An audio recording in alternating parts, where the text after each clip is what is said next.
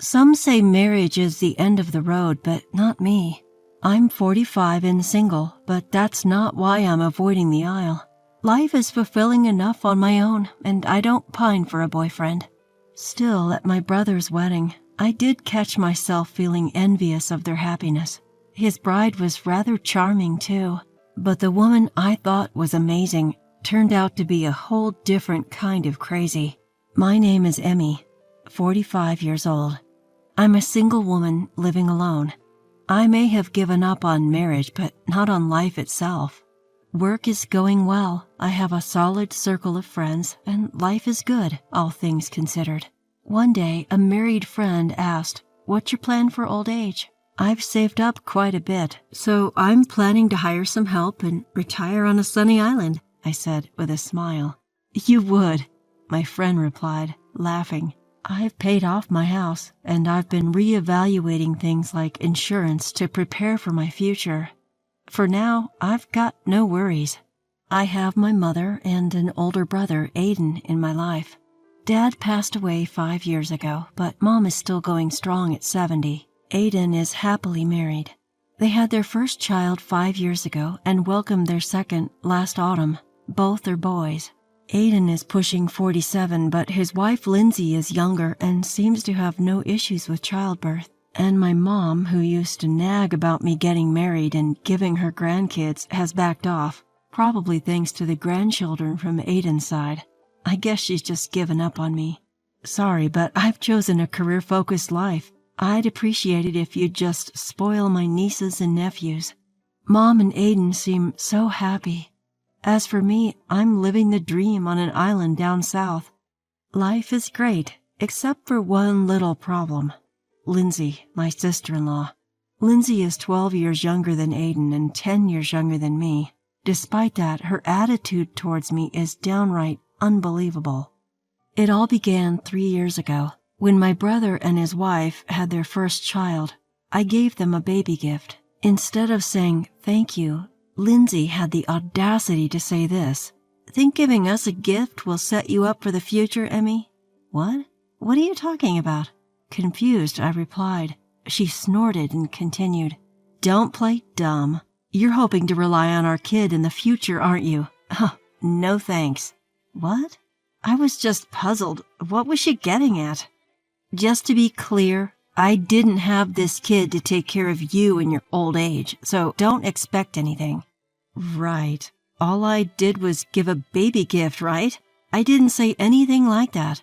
What was she going on about? Frustrated, I mentioned it to Aiden. He called Lindsay for a discussion. Lindsay, Emmy just gave us a baby gift, okay? I'd understand if you were thankful, but why did you lash out at her? She blushed with anger and retorted. Emmy wants to rely on our child for her future. She's just trying to save money on caregivers. No. I simply gave a baby gift because Aiden had a cute child. Aiden was livid. Enough. Emmy never said any of that.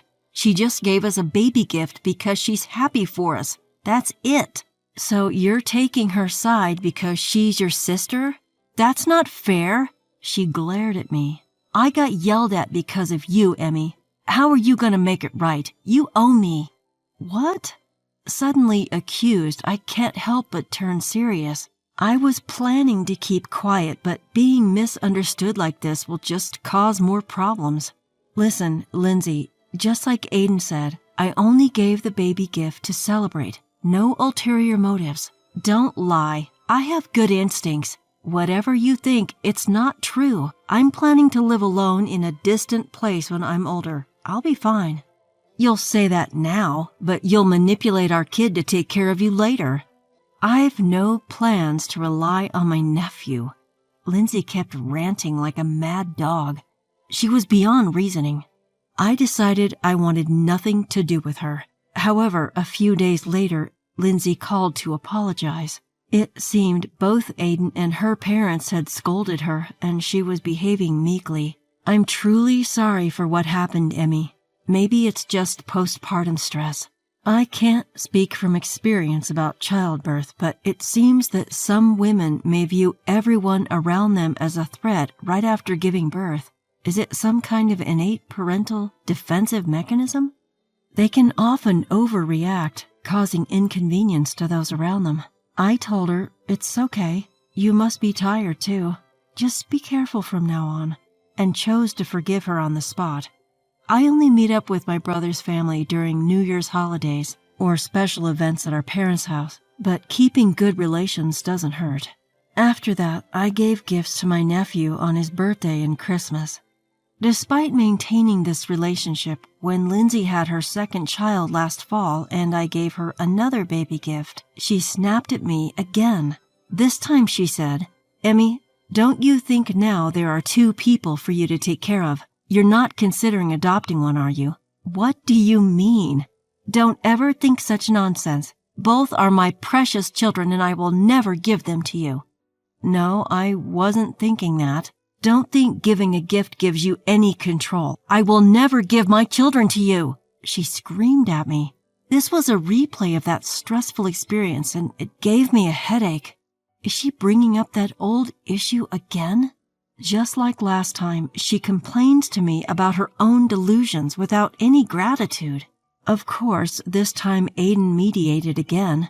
"Hey, Lindsay, you're still saying that? You already caused Emmy enough trouble last time." Lindsay glared at Aiden. "Aiden, are you planning to ruin our children's lives by letting a single woman take care of them? That's disgraceful." "Come on. Emmy would never do that. Enough. Just be quiet."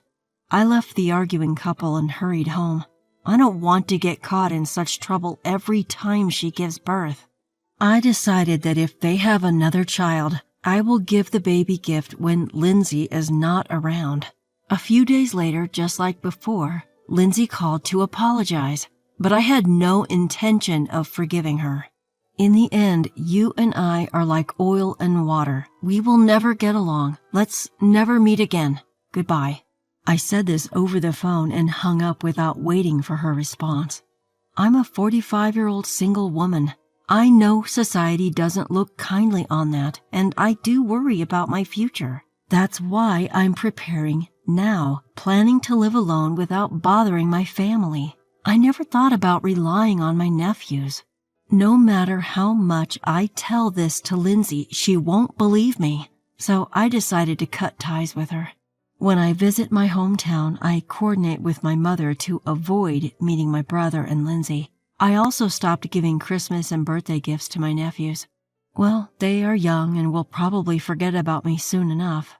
I was looking forward to seeing my nephews grow up, but the thought of them becoming more and more like Lindsay makes me not want to see them. During the New Year's holiday, while I was relaxing and watching TV, I got a call from Lindsay. Shoot, I forgot to block her number. Reluctantly, I answer the phone. "Hello? Oh, Emmy, long time no see.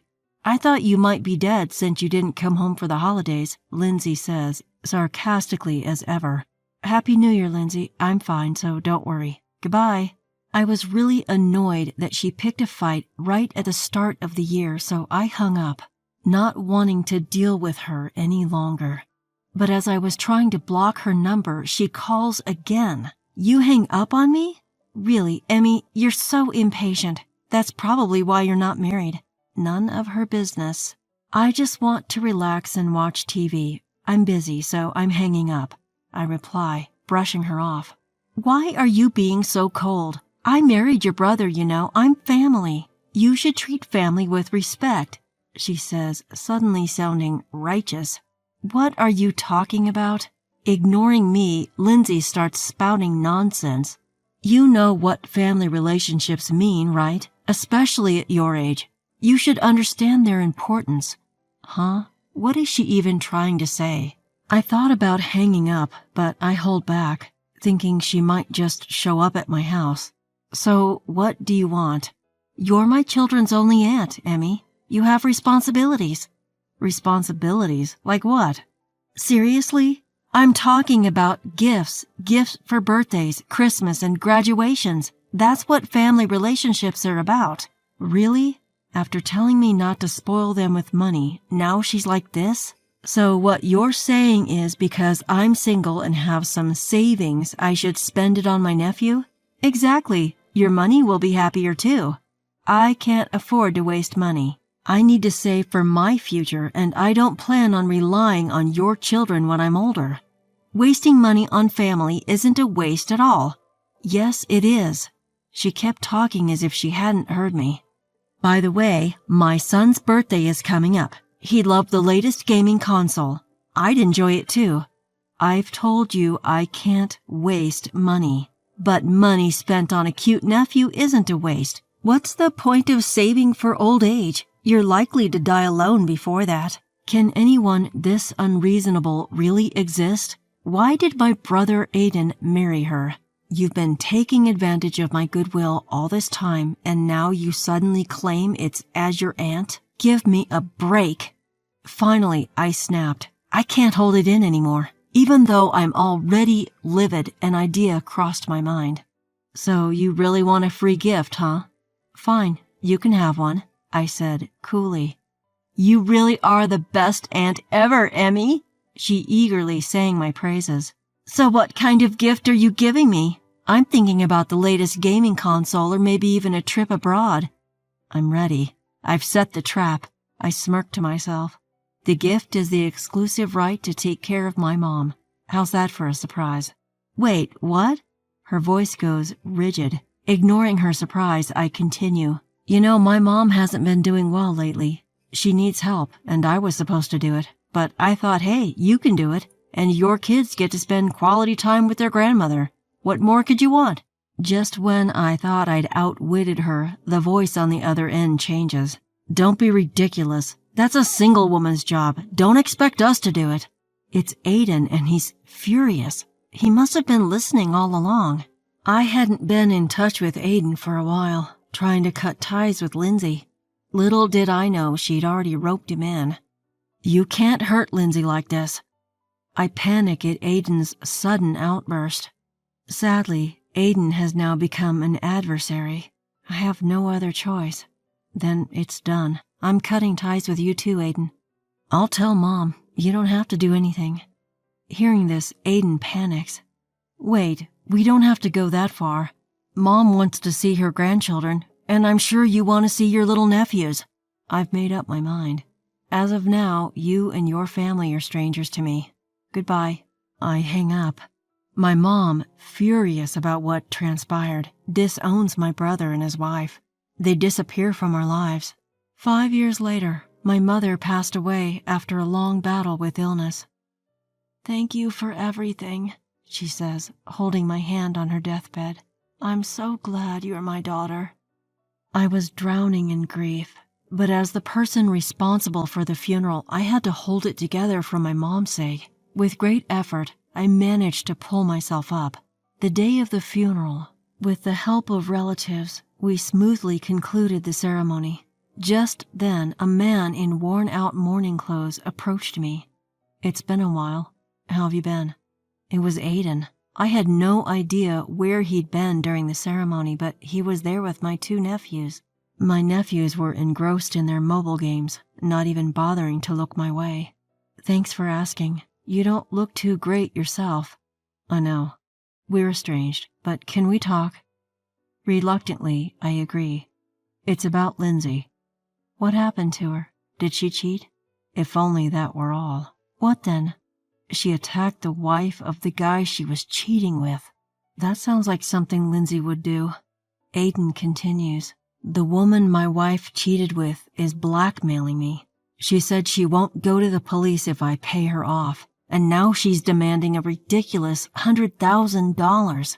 Because of Lindsay's affair, I'm broke. I want to pay, but I can't. So here's what I really wanted to talk about. He looks up at me with a desperate gaze. Don't even think about the inheritance. What? You're only here for Mom's inheritance, aren't you? Mom always said she wouldn't leave a dime to you two, especially since you never visited her, not even during her hospital stays. That's why I've had the property and savings put in my name. The rest of the family is on board with this too. Aiden said, I'm really sorry. Just save it. Lend me $100,000. Help me out. I'm desperate. During the funeral service, with other relatives present, Aiden expressed deep remorse. Too little too late. All because you chose to listen to Lindsay over me and our parents. It's too late, I told Aiden and left the room. I have no grudges against my playful nephews and nieces, though. 3 years have passed since then. I haven't seen my brother and his wife. I heard from a relative that Aiden blamed Lindsay for her infidelity and ran off, leaving her to deal with the kids and the damages. She's supposedly working part-time at supermarkets and grocery stores from morning to night, after leaving the kids at her parents' home. My own brother, mistreated by Lindsay, cheated on, and then abandoned. He got what was coming to him. He left me with no choice but to turn my back. As for me, I've started a peaceful life on an island down south. Just before entering my golden years, I can see a splendid palm tree right outside my condo. No complicated relationships here, only the crystal clear blue sky and the endless beautiful sea. I plan on living on my pension in this affordable country. Next year, I'm hiring a live-in helper to take care of my chores. Sometimes I do think it would be nice to have someone by my side, especially remembering the painful times, like my feud with Aiden and my mother's sad passing. Even so, I continue to savor my peaceful island life all alone, day by day.